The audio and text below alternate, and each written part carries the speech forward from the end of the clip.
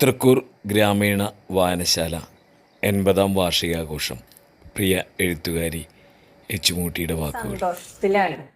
കാരണം തൃക്കൂര് വന്ന് ഇങ്ങനെ എല്ലാവരെയും കാണുക, എല്ലാവരോടും സംസാരിക്കുക, അതിനുള്ളൊരു അവസരം കിട്ടിയതിൽ എനിക്ക് വളരെ സന്തോഷമുണ്ട്. രണ്ടാമത്തെ കാര്യം, തൃക്കൂര് വായനശാലയുടെ 80-ാം വാർഷികമാണ്. ഞാനൊരു വായനക്കാരിയാണ്, ഞാനൊരു എഴുത്തുകാരിയാണ് എന്നൊക്കെയുള്ളൊരു പേര് കിട്ടാൻ എനിക്ക് എൻ്റെ ഏറ്റവും ആദ്യത്തെ സഹായം എന്ന് പറയുന്നത്, അല്ലെങ്കിൽ ഏറ്റവും ആദ്യത്തെ പ്രചോദനം എന്ന് പറയുന്നത് തൃക്കൂർ വായനശാലയാണ്. തൃക്കൂർ വായനശാലയുടെ ഉള്ളിൽ പോയിട്ട് അവിടെയുള്ള പുസ്തകങ്ങളുടെ എണ്ണമൊക്കെ നോക്കി ഇതെല്ലാം ഞാൻ വായിച്ചു തീർക്കുന്ന ഒരു ദിവസം എന്നാണ് ഉണ്ടാവുക എന്നാണ് ആദ്യം വായനശാലയിൽ പോയപ്പോൾ ഞാൻ അത്ഭുതപ്പെട്ടത്. അരവിന്ദാക്ഷൻ മാഷ് വളരെ സ്നേഹത്തോടു കൂടി തവള രാജകുമാരിയും ഹൃദയം എന്ന് പറയുന്ന ഒരു പുസ്തകവും എടുത്തു തന്നു. ഹൃദയം ഒരു ശരീരശാസ്ത്രപരമായ പുസ്തകമായിരുന്നു. ആ രണ്ട് പുസ്തകവും കൊണ്ട് വീട്ടിൽ വന്നപ്പോ എൻ്റെ അനിയത്തി എന്നോട് ചോദിച്ചു, ഈ ബുക്ക് എന്താ കാര്യം, ഇതൊരു ചെറിയ പുസ്തകല്ലേ? അവൾക്ക് എല്ലാം ഇങ്ങനെ ചോറ് വയ്ക്കണ പാത്രം പോലെ വലിയൊരു പാത്രം വേണം, അതുപോലെ വലിയ കനത്തിലുള്ള പുസ്തകം വേണം എന്നുള്ളതാണ് അവളുടെ ആഗ്രഹം. അപ്പൊ കനമില്ലാത്തൊരു പുസ്തകം കിട്ടിയത് കൊണ്ട് യാതൊരു കാര്യവും ഇല്ല എന്ന് അവൾ എന്നോട് പറഞ്ഞു. എന്നാലും പുസ്തകം വായിച്ച് ഞാൻ അവൾക്ക് കഥ പറഞ്ഞു കൊടുക്കുന്ന ഒരു കണ്ടീഷൻ ആയതുകൊണ്ട് അവള് കനമില്ലാത്ത പുസ്തകം വായിച്ചോട്ടെ. പക്ഷെ എന്നും എന്നെ നിർബന്ധിക്കുമായിരുന്നു, നീ മാഷോട് ചോദിക്കണം, കനമുള്ളൊരു പുസ്തകം തരണം. കനമുള്ള പുസ്തകം വായിച്ചതിനെ കുറിച്ച് ഞാൻ അമീമസ്പർശങ്ങൾ എന്നുള്ള എൻ്റെ പുസ്തകത്തിൽ എഴുതിയിട്ടുണ്ട്. അത് വായിച്ചിട്ടുള്ളവർക്ക് അറിയാം. കനമുള്ള പുസ്തകം ഞാൻ തിരഞ്ഞെടുത്തു. മാഷൊന്നും പറഞ്ഞില്ല, കൊണ്ടുപോയിക്കോളാൻ പറഞ്ഞു. ഞാൻ വീട്ടിൽ കൊണ്ടുവന്ന് കനമുള്ള പുസ്തകം വായിച്ചപ്പോഴാണ് എനിക്കൊരക്ഷരം പോലും മനസ്സിലാവുന്നില്ല. അതിൽ വാക്കുകളോ കുട്ടിക്കവിതയോ ഞാൻ വിചാരിച്ച മാതിരി അതിലൊന്നുമില്ല. അതിൽ കഥയില്ല, കവിതയില്ല, കുറെ അക്ഷരങ്ങളുണ്ട്. എനിക്ക് മാഷോടും ഭയങ്കര ദേഷ്യമായി. എന്താന്ന് വെച്ചാല് ഈ പുസ്തകം വായിച്ചാൽ കലയ്ക്ക് ഒന്നും മനസ്സിലാവില്ല എന്ന് മാഷ് പറഞ്ഞില്ല. മാഷ് പുസ്തകം എൻ്റെ കയ്യിൽ തന്നു വിട്ടു. ഇവിടെ വന്ന് ഞാനിങ്ങനെ വിഷമിച്ചിരിക്കുകയാണ്. അപ്പോഴാണ് അച്ഛനും അമ്മയും വന്നത്. അപ്പൊ ഞാൻ വളരെ വിഷമിച്ചൊരു തടിച്ച പുസ്തകം വായിക്കണുണ്ട്. അപ്പൊ അച്ഛൻ ചോദിച്ചു, ഇതെന്ത് പുസ്തകം, എന്താണ് ഈ വായിക്കണേന്ന് ചോദിച്ചു. അപ്പൊ ഞാൻ പറഞ്ഞു, ഇന്നൊരു തടിച്ച പുസ്തകമാണ് എടുത്തത്, അത് വായിച്ചിട്ട് എനിക്ക് മനസ്സിലാവുന്നില്ല. അപ്പൊ അച്ഛൻ പുസ്തകം വാങ്ങി നോക്കി. പിന്നെ ഇവിടെ അമ്മീമ്മയുടെ വീട് തകരണ പോലെ അത്ര ഉച്ചത്തിൽ അച്ഛൻ പൊട്ടിച്ചിരിച്ചു. അമ്മീമ്മയെ അടുത്ത് വിളിച്ച് പുസ്തകം നിവർത്തി കാണിച്ചു കൊടുത്തു. ആ പുസ്തകം ഒരു നിഘണ്ടുവായിരുന്നു. അതുകൊണ്ടാണ് മാഷ് ഞാൻ ആ പുസ്തകം എടുത്തപ്പോ എനിക്ക് എന്തെങ്കിലും ഞാൻ അർത്ഥം നോക്കാനൊക്കെ എടുത്തതായിരിക്കും എന്ന് വിചാരിച്ചിട്ടായിരിക്കും മാഷ് ഒന്നും പറയാതിരുന്നത്. പക്ഷെ അതൊരു നിഘണ്ടുവായിരുന്നു. ഇപ്പൊ ഞാന് മിക്കവാറും എല്ലാ ദിവസങ്ങളിലും ലൈബ്രറിയിൽ പോയിട്ടുണ്ട്. ലൈബ്രറി തുറന്ന് കണ്ടാൽ ഞാൻ അവിടെ കയറും എന്നുള്ളതായിരുന്നു. ആദ്യമൊക്കെ മാഷ് ആ കാർഡിലൊക്കെ അടയാളപ്പെടുത്തിയൊക്കെയാണ് തന്നിരുന്നത്. പിന്നെ ഒരു ദിവസം അച്ഛൻ വന്നിട്ട് പുസ്തകം ആവശ്യപ്പെട്ടപ്പോ മാഷ് എവിടെയും ഒരു രേഖപ്പെടുത്തലും കൂടാതെ അച്ഛന് നല്ല തടിയുള്ള 2 പുസ്തകങ്ങൾ കൊടുത്തു. അച്ഛൻ 2 ദിവസം ഇവിടെ താമസിച്ചപ്പോ തന്നെ അത് വായിച്ച് മടക്കി കൊടുക്കുകയും ചെയ്തു. അപ്പൊ അതിന് ശേഷം ഞാൻ എപ്പോ ഒരു പുസ്തകം ചോദിച്ചാലും മാഷ എനിക്ക് പുസ്തകം തരുമായിരുന്നു. വായന കൊണ്ടാണ് നമ്മൾ വലുതാവുക എന്നും വായന കൊണ്ടാണ് അറിവുണ്ടാവുക എന്നും വായന കൊണ്ടാണ് സംസ്കാരം ഉണ്ടാവുക എന്നും ഒക്കെ അരവിന്ദാക്ഷൻ മാഷ് എന്നോട് പറഞ്ഞിട്ടുണ്ട്. പിന്നെ എഴുതാൻ തുടങ്ങിയപ്പോ ഈ വായനശാലയെ കുറിച്ചും അരവിന്ദാക്ഷൻ മാഷെ കുറിച്ചും ഞാൻ എഴുതിയിട്ടുണ്ട്. അത് പുസ്തകമായി അടിച്ചു വരികയും ചെയ്തു. പുസ്തകം വായനശാലയിൽ ചെന്നപ്പോ ആദ്യമായിട്ട് പുസ്തകങ്ങളൊക്കെ കാണുമ്പോ എന്റെ പുസ്തകവും ഇവിടെ കൊണ്ടുവയ്ക്കണം എന്നൊക്കെയുള്ള ആഗ്രഹം എനിക്കുണ്ടായിരുന്നു. അന്ന് പുസ്തകം എഴുതുക എന്നൊക്കെ പറഞ്ഞാല് അതിനെ കുറിച്ചൊന്നും അതിങ്ങനെ ഒരിക്കലും നടക്കാത്ത ഒരു കാര്യം എന്നുള്ള രീതിയിലാണ് ഞാൻ മനസ്സിലാക്കിയിരുന്നത്. പക്ഷെ എന്തായാലും കുറച്ച് പ്രായം ചെന്നപ്പോ എന്റെയും കുറച്ച് പുസ്തകങ്ങൾ തൃക്കൂർ വായനശാലയിൽ വന്നിട്ടുണ്ട്. വന്നിട്ടുള്ളതില് എനിക്ക് വലിയ സന്തോഷമുണ്ട്. പിന്നെ വായനശാലയെ കുറിച്ച് പറയാനാണെങ്കിൽ ഇനിയും കുറെ കാര്യങ്ങളൊക്കെ സംസാരിക്കാൻ തോന്നുന്നു. കാരണം വലിയ ചേട്ടന്മാരൊക്കെ അവിടെ നിന്ന് വലിയ കനുള്ള പുസ്തകങ്ങൾ എടുക്കുന്നതും പഠിക്കുന്നതും വായിക്കുന്നതും ഒക്കെ ചെറുപ്പത്തിൽ ഞാൻ വളരെ അത്ഭുതത്തിൽ കണ്ടു നിന്നിട്ടുണ്ട്.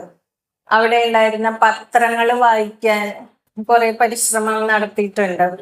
വീട്ടിലൊരു പത്രമല്ലേ വരുള്ളൂ. അപ്പൊ വായനശാലയിലുള്ള പത്രങ്ങള് നോക്കാൻ ഒരുപാട് താല്പര്യം ഉണ്ടായിരുന്നു.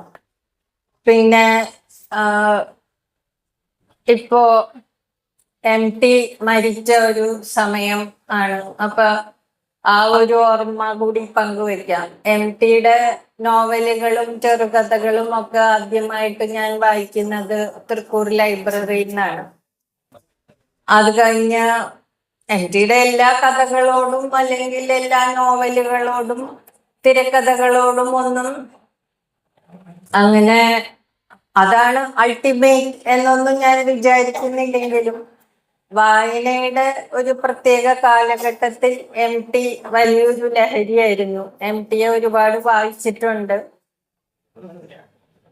കഴിഞ്ഞ വർഷം തുഞ്ചൻ പറമ്പിൽ വെച്ച് എനിക്ക് MTയെ നേരിട്ട് കാണാനും സാധിച്ചു. അതിനു മുൻപ് ഞാൻ കണ്ടിട്ടുണ്ട്. പക്ഷെ അന്ന് ഞാൻ ആരാണ്, ഞാൻ ഇന്ന ആളാണ് എന്നൊന്നും പറഞ്ഞ് സംസാരിക്കാനുള്ള അവസരം ഉണ്ടായിരുന്നില്ല. കഴിഞ്ഞ വർഷം MTയെ നേരിട്ട് കാണുകയും അദ്ദേഹത്തിനോട് 1-2 വാചകങ്ങൾ സംസാരിക്കാൻ സാധിക്കുകയും ചെയ്തു. യാത്ര പറഞ്ഞു പോരുമ്പോ MT എന്നോടൊരു വാചകം പറഞ്ഞു. MTക്ക് എൻ്റെ പുസ്തകങ്ങൾ കൊണ്ടുകൊടുത്തത് KP സുധീര എന്ന് പറയുന്ന എഴുത്തുകാരിയാണ്. സുധീര ചേച്ചി എന്നോട് പറഞ്ഞിരുന്നു ഞാൻ MTക്ക് പുസ്തകങ്ങൾ കൊടുത്തിട്ടുണ്ട്. പക്ഷെ MT ഞാൻ എഴുതിയതൊന്നും വായിക്കും എന്നൊന്നും ഞാൻ ഒട്ടും പ്രതീക്ഷിക്കുന്നില്ല. എന്തായാലും അദ്ദേഹം 1 പേജോ 2 പേജോ വായിച്ചിരിക്കണം. എന്നോട് പറഞ്ഞു, ജീവിതത്തിൽ ഇനി എന്ത് തന്നെ സംഭവിച്ചാലും എഴുത്ത് നിർത്തരുത് എന്ന് പറഞ്ഞു. അത് ഒരു വലിയ അഭിനന്ദനമായിട്ടാണ് ഞാൻ വിചാരിക്കുന്നത്. സാഹിത്യ പ്രവർത്തനത്തിന് അവാർഡുകൾ സ്വീകരിക്കുകയില്ല, അവാർഡിന് എൻ്റെ പുസ്തകങ്ങൾ സമർപ്പിക്കുകയില്ല എന്ന് ഞാൻ തീരുമാനിച്ചിട്ടുണ്ട്. പക്ഷെ ഇതുപോലെയുള്ള വാക്കുകൾ വലിയ അവാർഡാണ് എന്ന് ഞാൻ വിചാരിക്കുന്നു. അതിലും ഈ വായനശാല തന്നെയാണ് കാര്യം. എന്താന്ന് വെച്ചാല് ആദ്യമായിട്ട് MTയുടെ പുസ്തകങ്ങൾ വായിച്ചു തുടങ്ങുന്നത് ഈ വായനശാലയിൽ നിന്നാണ്. MTയുടെ എന്നല്ല, മിക്കവാറും എല്ലാ എഴുത്തുകാരെയും പരിചയപ്പെടുന്നത് തൃക്കൂരുള്ള ഈ വായനശാലയിൽ നിന്ന് തന്നെയാണ്. അരവിന്ദാക്ഷൻ മാഷിന്റെ പുസ്തകങ്ങൾ കാണിക്കും. മാഷ പുസ്തകം എടുത്തോളൂ എന്ന് സമ്മതിക്കുമ്പോ പുസ്തകം കൊണ്ട് വീട്ടിലേക്ക് പോകും. ആ രീതിയിൽ എന്നെ ഒരു വായനക്കാരിയാക്കുന്നതിലും എനിക്ക് മലയാളം ഭാഷ ബുദ്ധിമുട്ടില്ലാതെ കൈകാര്യം ചെയ്യാനുള്ള കഴിവ് ഉണ്ടാക്കിയതിലും ഈ വായനശാലയ്ക്ക് വലിയ പങ്കുണ്ട്. വായനശാലയുടെ തുടക്കം, വായനശാലയിൽ ആരൊക്കെ പ്രവർത്തിച്ചു, ആരൊക്കെ എന്തെല്ലാം അതിനു വേണ്ടിയുള്ള സംഭാവനകൾ ചെയ്തു എന്നൊക്കെയുള്ളതൊക്കെ ഒരു പക്ഷെ എല്ലാവർക്കും അറിയും. അതൊന്നും ഞാൻ വിശദീകരിക്കേണ്ട കാര്യമില്ല. എന്നാലും എച്ചുമുക്കുട്ടി എന്നൊരു എഴുത്തുകാരൻ ഉണ്ടായതിന് തൃക്കൂർ വായനശാല വലിയ പങ്ക് വഹിച്ചിട്ടുണ്ട്. അത് ഇന്ത്യയിലുള്ള വളരെ വലിയ വായനശാലകളിലേക്ക് പിന്നെ എനിക്ക് പോകാനൊക്കെ സാധിച്ചിട്ടുണ്ട്. ഞാൻ പല നാടുകളിൽ ഉള്ള ലൈബ്രറികളിൽ പോവാനും അവിടെയുള്ള പുസ്തകങ്ങൾ കാണാനും ഒക്കെ ഇടയായിട്ടുണ്ട്. പക്ഷെ ആ സമയത്തൊക്കെ ഏത് ലൈബ്രറിയിൽ പോയാലും ഞാൻ ഈ ചെറിയ വായനശാലയെ ഓർക്കും. ഇവിടെ നിന്നാണല്ലോ ആദ്യം വായിച്ച പുസ്തകം. 3ാം ക്ലാസ്സിൽ പഠിക്കുമ്പോഴാണ് ഞാൻ ലൈബ്രറിയിൽ പോയി പുസ്തകം എടുത്ത് തുടങ്ങുന്നത്. അന്ന് ആദ്യം വായിച്ച പുസ്തകത്തിന്റെ പേരാണ് തവള രാജകുമാരി. അപ്പോ അവിടെ നിന്നാണ് വായന ആരംഭിക്കുന്നത് എന്നുള്ളത് കൊണ്ട് ഏത് വലിയ ലൈബ്രറിയിൽ പോയാലും തൃക്കൂർ ലൈബ്രറിയെ ഓർക്കുക എന്നുള്ളത് എനിക്ക് എപ്പോഴും എന്നിലുണ്ടാകാറുള്ള ഒരു കാര്യമാണ്. മറ്റൊന്ന് പറയാൻ ആഗ്രഹിക്കുന്നത് സ്വാമി രംഗനാഥാനന്ദജിയെ കുറിച്ചാണ്. രംഗനാഥാനന്ദജി തൃക്കൂർ ലൈബ്രറിയിലേക്ക് ഒരുപാട് സംഭാവനകൾ ചെയ്തിട്ടുണ്ട്. സംഭാവന എന്ന് ഞാൻ ഉദ്ദേശിക്കുന്നത് പൈസയായിട്ടോ അല്ലെങ്കിൽ അങ്ങനെ അദ്ദേഹം സംഭാവന ചെയ്തു എന്നല്ല. പക്ഷെ അദ്ദേഹത്തിന്റെ പ്രോത്സാഹനം എന്ന് പറയുന്നത് ഈ ലൈബ്രറിക്ക് വലിയൊരു കാര്യമായിരുന്നു. രംഗനാഥാനന്ദജി എന്നെയും എൻ്റെ അനിയത്തിയെയും വളരെ കാര്യമായിട്ട് പരിഗണിച്ചിരുന്നു. അദ്ദേഹം വരുമ്പോ ഞങ്ങൾക്ക് എന്തെങ്കിലും തരിക, ഒരു മാലയായാലും ഒരു പഴമായാലും എന്തെങ്കിലും തരിക, അമ്മീമ്മയോട് വിശേഷങ്ങൾ ചോദിക്കുക, അമ്മയും അച്ഛനെയും അന്വേഷിക്കുക, ഞങ്ങളോട് മിടുക്കികളായിട്ട് പഠിക്കണമെന്നും നല്ല കുട്ടികളായിട്ട് വളരണമെന്നും ഒക്കെ പറയുക. അങ്ങനെയൊക്കെ അദ്ദേഹം ഞങ്ങളോടൊരു താല്പര്യം എന്നും കാണിച്ചിരുന്നു. ആ ഒരു ധൈര്യത്തിലും വിശ്വാസത്തിലുമാണ് ഞാൻ അദ്ദേഹം ശ്രീരാമകൃഷ്ണ മിഷന്റെ